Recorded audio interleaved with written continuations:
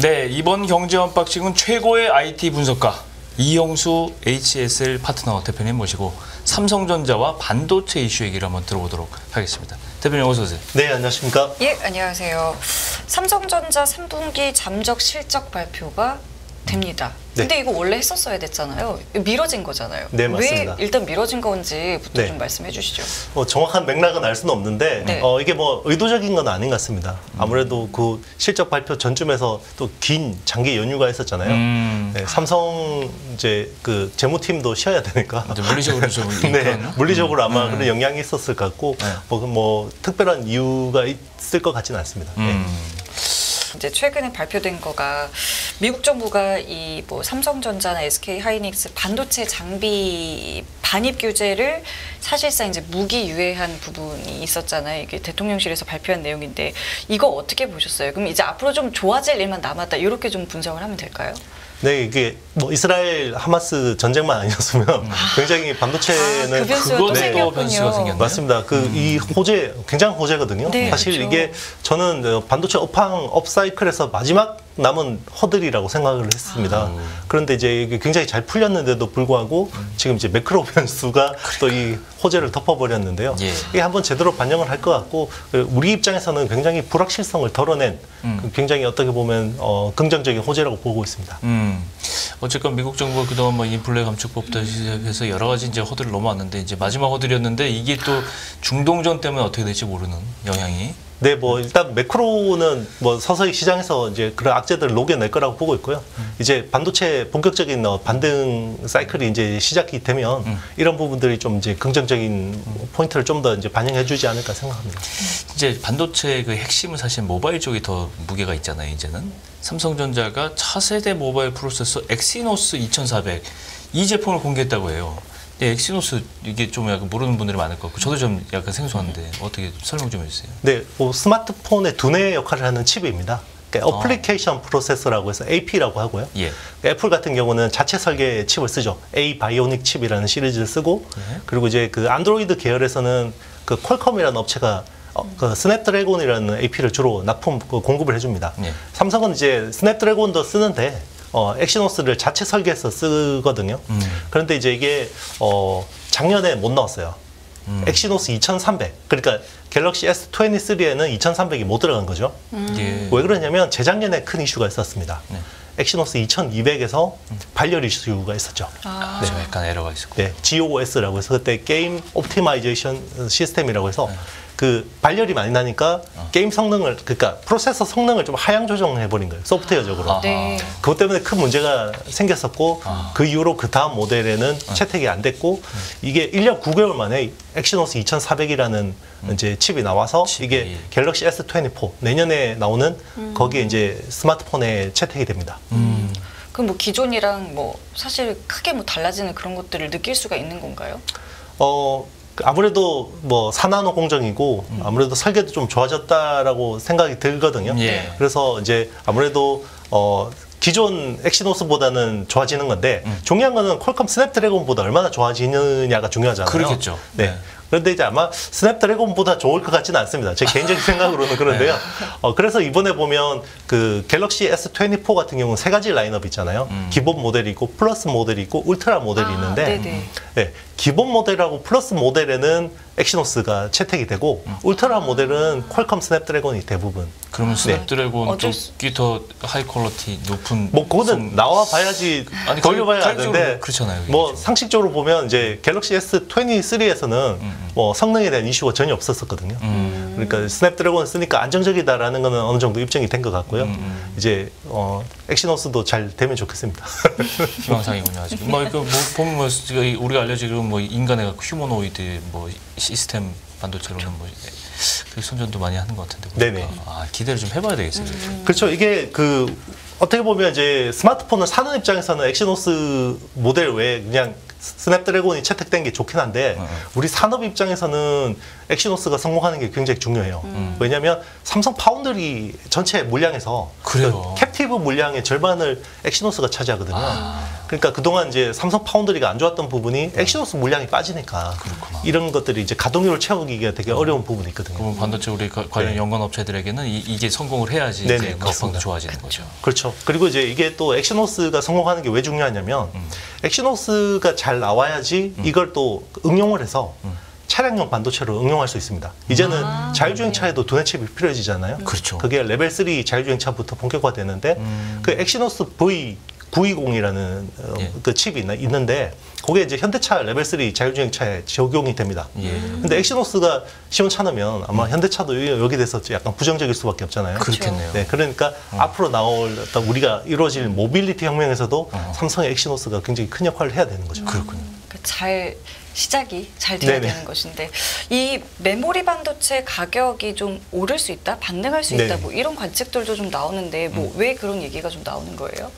그동안 이제 사실 뭐 메모리 이야기하면 다 HBM 이야기만 했잖아요. 그렇죠. 네, 그렇죠. AI 반도체 쪽은 수요가 워낙 좋으니까 네.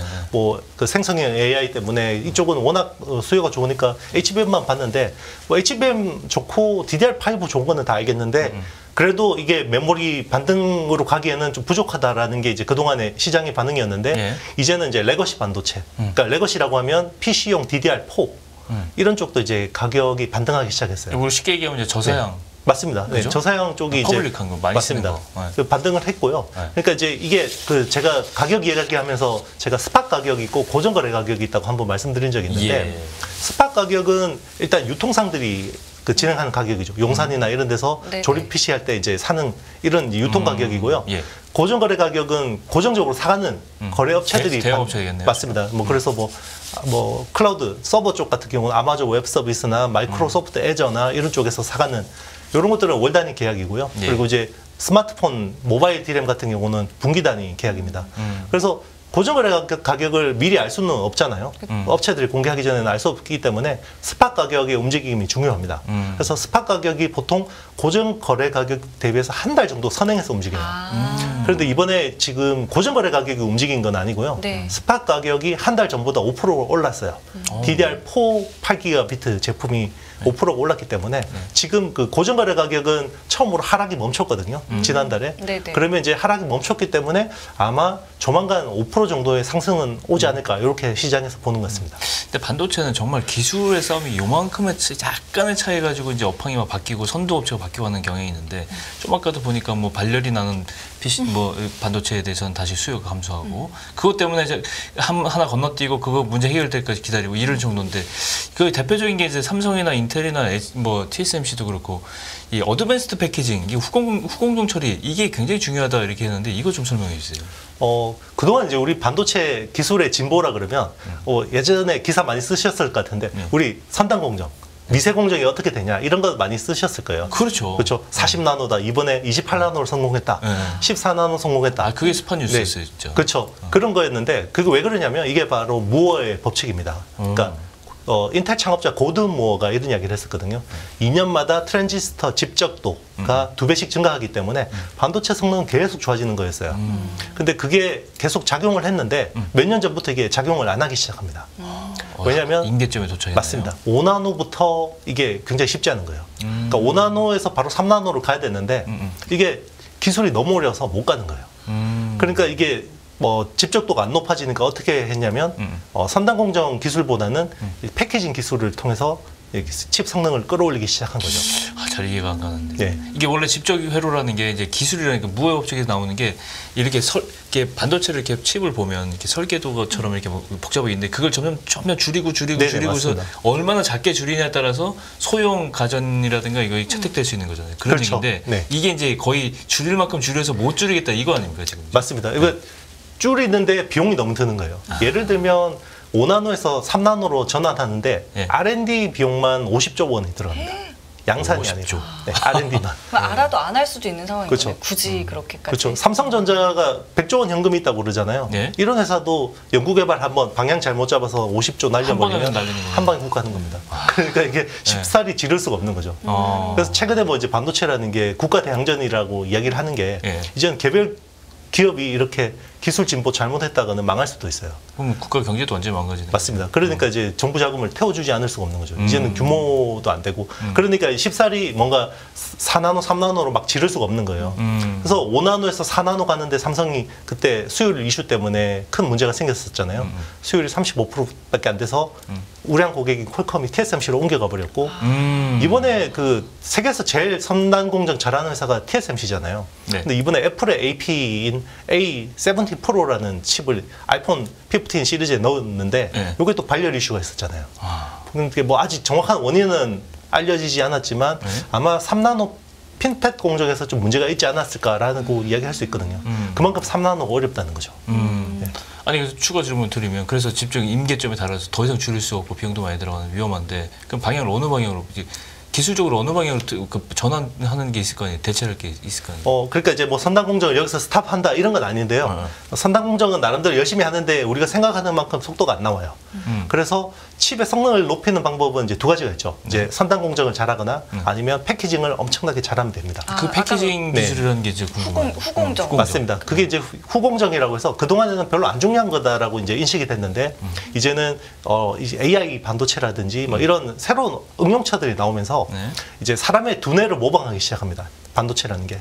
그래서 이제 사람의 두뇌처럼 프로세서하고 메모리를 같이 넣으면 기존에 따로따로 할 때보다는 성능이 좋아지는 거죠. 특히나 AI 연산이나 이런 쪽에서. 그런 게 요즘에 이야기하는 이종 집적 반도체, 헤테로지니어스라고 하는 거죠. 이런 고급 패키징 기술들이 많이 쓰이는 겁니다. 그리고 HBM이라는 것도 어드밴스드 패키징 기술이거든요. D램을 기존에는 단독 주택처럼 짓다가 이제는 아파트처럼 12층을 쌓잖아요. 굉장히 어려운 기술이거든요. 네, 그런 것들이 이제 그걸 적층 세럼 기술이라는. 그런 것들은 어드밴스드 패키징이라고 어드밴스 합니다. 패키징 네. 통칭해서. 네, 맞습니다. 그래서 기존에 패키징이라고 했는데 네. 진보된 기술, 어드밴스드 패키징이라고 새로운 세그먼트가 생긴 겁니다. 그렇군요. 그리고 이것도 좀 여쭤볼게요. 반도체 설계 전설 짐 켈러가 한국 반도체 업계와 좀 협력을 벌이고 있다라고 하는데 이거는 뭐 어떤 방향성 때문에 지금 뭐를 하고 있는 거예요? 약간 반도체에 조금 관심이 있으신 분들은 짐 켈러라는 사람에 대해서 좀 알 수 MSS 전설이라는 건 알죠. 맞습니다. 이게 설계 쪽에서는 거의 전설인데요. 이게 그 테크 쪽에서는 약간 특이한 사례들이 많이 나오는데 예. 한 명의 슈퍼 엔지니어가 막 만 명의 엔지니어를 압살해버린 경우가 있거든요. 이제 뭐 그런 게 대표적으로 뭐 고든 모어나 뭐 스티브 잡스 같은 사람도 그런 사람이라고 봐야 되는 거고요. 일론 머스크나 그렇죠. 짐 켈러라는 사람이 약간 그런 사람이에요. 특히나 반도체 설계 쪽에서 그런 사람인데요. 독보적인 분. 이 사람이 어떤 레퍼런스를 가지고 있냐면요. 애플의 AP가 A-바이오닉 칩이라고 했잖아요. 예. 그걸 설계하고 나갔습니다. 애플에서. 한 2, 3년 일하고 있었는데 거기서 그만한 엄청난 칩을 내놓고 나갔고요. 그리고 AMD가 2010년 초반에 거의 망할 뻔했거든요. 네. 인텔에 밀려가지고. 네. 그때 AMD를 거의 이렇게 세운 사람이 짐 켈러입니다. 그래서 지금 우리 쓰는 멀티코어가 있잖아요. 멀티코어라는 그 컨셉 자체가 그 사람 머리에서 나왔고 지금 젠 아키텍처, 라이젠 시리즈 설계해놓고 나갔어요. 그래서 리사수 박사와 함께 AMD를 우뚝 세워놓고 나갔고 또 나가서 또 어디 갔냐면 테슬라 가서 FSD 칩 설계했어요. 풀 셀프 드라이빙. 그러니까 진짜 가는 곳마다 레전드네요. 네, 그죠. 그냥 어정쩡한 칩이 하나도 없어요. 나가고 나면 괴물 같은 반도체가 나오고 그리고 테슬라 나와서 인텔에 갔는데 인텔에서 지금 나오는 사파이어 레피즈나 네, 지금 이번에 나오는 메테오 레이크, 차세대 제품 에로 레이크 이런 거 설계해 놓고 나왔어요. 그래서 지금 우리나라로 온 거예요? 지금 그래서 나와서 글로벌 빅테크 업체들이 이 사람 데려가려고 난리였어요. 그렇겠죠. 그런데 캐나다에서 네. AI 반도체 설계 벤처 회사를 만들었습니다. 그게 본인이 직접 만들었어요. 맞습니다. 그래서 텐스토렌트라는 회사를 만들었는데 예. 최근에 텐스토렌트라는 회사와 짐 켈러가 국내 업체하고 굉장히 많은 협력을 하고 있어요. 일단은 삼성 파운드리를 쓰기로 했고요. 네. 그리고 최근에 1억 달러 펀딩을 했거든요. 예. 그 텐스토렌트에서 네. 거기서 70%를 우리나라 기업들이 됐습니다. 자금을. 현대차 그룹이 50%를 됐고요. 삼성이 30%를 됐습니다. 가장 필요한 그 기업에서 됐네요. 맞습니다. 왜냐하면 현대차도 지금 레벨 3 자율주행차 두뇌 칩이 그러니까. 필요한 상황인데 그러니까. 짐 켈러의 설계 기술이 필요하고요. 그리고 LG 전자도 지금 AI 반도체 칩을 차세대 칩을 설계하는데 짐 켈러하고 협력을 하고 있어요. 그럼 본인이 이제 설계한 거를 이제 우리나라 기업에게 이제 뭔가 이렇게 좀 넣어보겠다? 맞습니다. 그렇죠? 구현해보겠다? 예. 이제 그렇죠. 그런 거죠. 그리고 중요한 게요. 뭐 요건 조금 어려울 수도 있는데 어제 미국 그 의회에서 네. 리스크 5라는 그 기술을 중국 쪽에 이게 약간 리스크5라는 기술이 암 아키텍처의 대체 기술이에요. 예. 근데 설계 기술, 설계의 기본 어떤 골격을 제공해주는 아키텍처라는 기술인데 지금 암 아키텍처를 대체할 수 있는 유일한 기술이 리스크5라는 기술인데 네. 이게 약간 리눅스처럼 오픈 소스 같은 기술이에요. 근데 그 기반으로 칩 설계를 굉장히 잘합니다. 짐 켈러가. 그러니까 암 아키텍처 기반은 지금 TSMC라는 업체가 워낙 애플하고 많이 해서 핵심적인 특허들을 많이 가지고 있죠. 그런데 이제 이거를 피해서 삼성 파운드리가 설계해서 회피하기는 굉장히 어려운 부분이 있는데 예. 짐 켈러하고 협력을 하는 부분은 리스크5 기술이에요. 그래서 적어도 리스크5 쪽 시장이 커지면 여기 밸류 체인이 커지면 삼성 파운드리가 여기서 메인의 어떤 위치를 가져갈 수도 있겠다라는 기대감이 있는 거죠. 되게 타이밍이 좋았네요. 맞습니다. 뭐 알고 한 건지는 모르겠지만 네. 하여튼 기술에 있어서는 기술을 잘하는 사람, 기술을 하나 아까 말씀하신 대로 그 독보적인 거 하나 있으면 지금 시장을 한동안 지배할 수 있는 지배를 강해지는 건 사실인 것 같아요. 그렇죠. 저도 이게 2000년 초반에 거스 이딩크라는 사람이 와서 우리나라 축구를 완전히 시스템을 바꿔놨잖아요. 그러니까 뭐 4강을 올려는 것도 중요한 건데 어떤 축구 유소년 시스템부터 완전 시스템을 바꿔놨잖아요. 우리나라가 반도체 설계 쪽이 너무 취약하거든요. 전 세계 마켓 셰어가 2% 3%밖에 안 되거든요. 네네. 그런데 짐 켈러라는 이런 사람이 와서 우리나라 요 시스템을 한번 좀 선진화해주면 굉장히 좋겠다라는 기대감이 있습니다. 굉장히 비유가 적절했던 것 같아요. 예, 쏙쏙 됐습니다. 예. 알겠습니다. 오늘 말씀 여기까지 듣겠고요. 다음에 또 나와주세요. 고맙습니다. 네, 감사합니다. 끝없는 위기 속 기회는 언제나 숨어 있습니다. 성공한 투자 고수들과 나눈 투자의 철학. 다가올 기회를 잡아내는 부의 만찬으로 여러분을 초대합니다. 푸짐하게 한 상 차려놓았습니다.